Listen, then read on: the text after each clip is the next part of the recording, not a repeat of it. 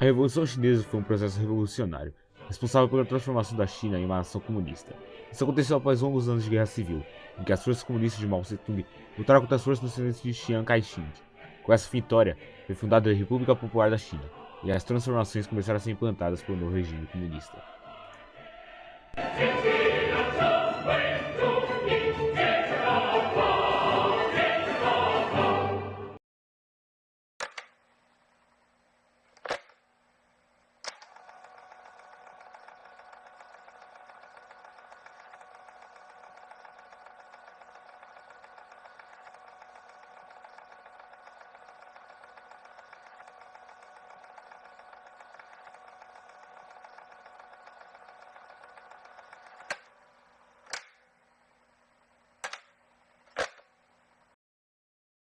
A Revolução Comunista de 1949 foi o resultado final de um longo processo de transformação que aconteceu na China no decorrer do século XX.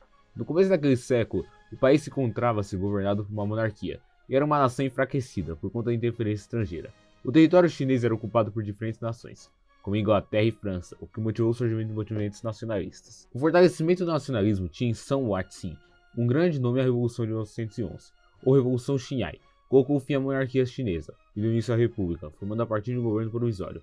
O período que se seguiu após 1911 foi bastante conturbado na China, e a instabilidade fomentou movimentos separatistas em partes do país.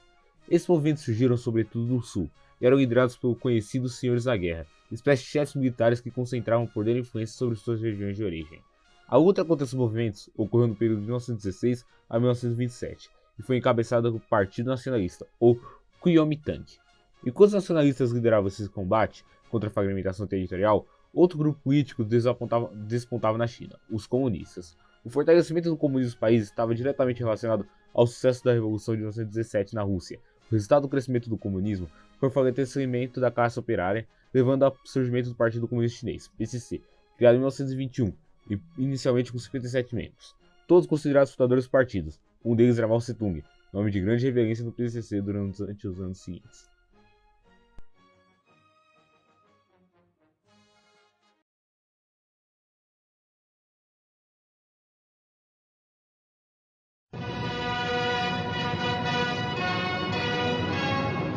Depois que o PCC foi instituído, tratou de criar relações com o Kuomintang, o maior partido da China naquele período.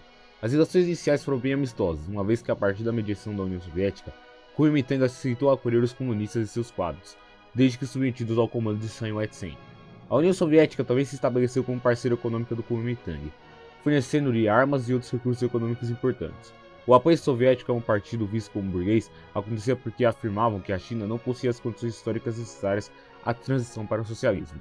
A relação do Kuomintang com os comunistas alterou-se a partir de 1925, quando Sun Yat-sen faleceu e Chiang Kai-shek assumiu o comando do partido. Os comunistas passaram a sofrer uma intensa repressão do Kuomintang, porque o PCC começou a registrar um crescimento considerável, sobretudo nas grandes cidades chinesas, o que incomodava Chiang.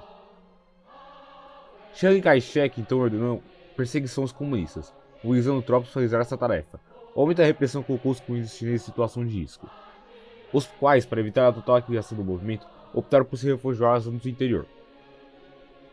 Essa fuga, que ficou conhecida como Longa Marcha, aconteceu entre 1934 a 1935, quando os comunistas percorreram aproximadamente 10 mil quilômetros saindo das regiões de Xi'an e Fujian para se estabelecer em Hainan. A guerra civil que era travada na China entre os comunistas e nacionalistas foi parcialmente interrompida em meados de 1930, porque os japoneses se tornaram uma grande ameaça para ambos. O Japão, que tinha interesses imperialistas na China desde o final do século XIX, ampliou suas ingerências no território chinês durante a década de 1930.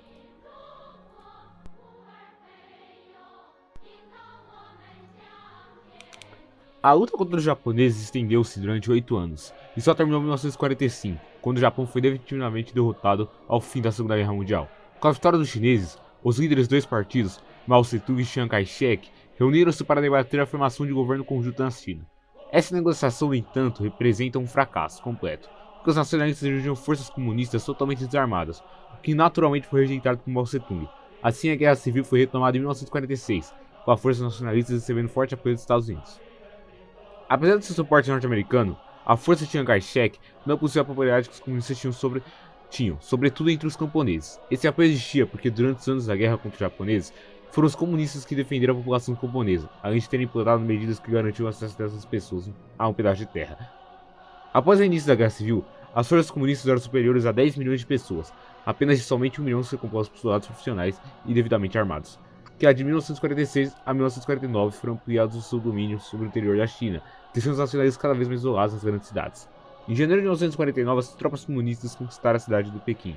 Assim, Chiang Kai-shek, toda a cúpula de Kuomintang e a alta burguesia da China fugiram do país e se refugiaram na Ilha Formosa, atual Taiwan. Com a fuga dos nacionalistas, Mao Tse-tung proclamou a República Popular da China, em 1º de outubro de 1946, e início a transformação que implantaram o comunismo na China.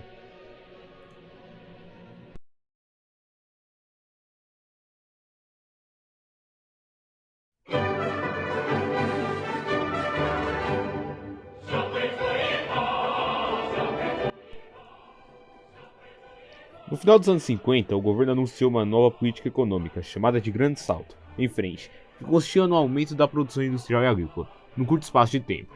O resultado foi desastroso. Através da queda acelerada da produção agrícola e das matérias-primas para a indústria, a falta de alimentos fez com que a população passasse por extremas dificuldades diante da gravidade da situação de milhões de chineses que moravam nas cidades foram enviados para o campo. Em 1960, a China cortou relações com a União Soviética, dividindo o movimento comunista internacional no ano de 1962, eclodiu o conflito entre China e Índia, uma vertiginosa vitória chinesa. Em 1966, teve início um dos acontecimentos mais significativos da história socialista, a chamada Grande Revolução Cultural do Proletariado. Apoiado pela juventude chinesa, que o idolatrava como Deus, Mao Tse-tung procurou fazer uma verdadeira revolução ideológica, econômica e cultural. Essa revolução estava designada a agitar todas as estruturas, tentando extinguir as arcaicas relações sociais e fazer com que nascessem novas relações sociais. Durante esse período, Mao dirigiu de forma ditatorial a cúpula do Partido Comunista, PC, afastando seus oponentes acusados de pertencer à burguesia. A partir do ano de 1969, o grande líder da China comunista passou a empregar uma política mais conciliadora, restabelecendo contato com o Ocidente. Em 1971, a China foi aceita na Organização das Nações Unidas. Após a morte de Mao Tse-tung em 1976, Deng Xiaoping deu início a uma abertura econômica, permitindo investimento estrangeiro, incentivando a competição, o lucro e até mesmo o consumismo. Nesse sentido, não ocorreu uma abertura política baseada nos princípios democráticos. Um exemplo evidente dessa falta de abertura política foi o massacre dos estudantes da Praça da Paz Celestial em 1989. Atualmente, a China é governada por Xi Jinping e atravessa uma fase de grandioso progresso material, é aliada da Rússia e é grande adversária dos Estados Unidos.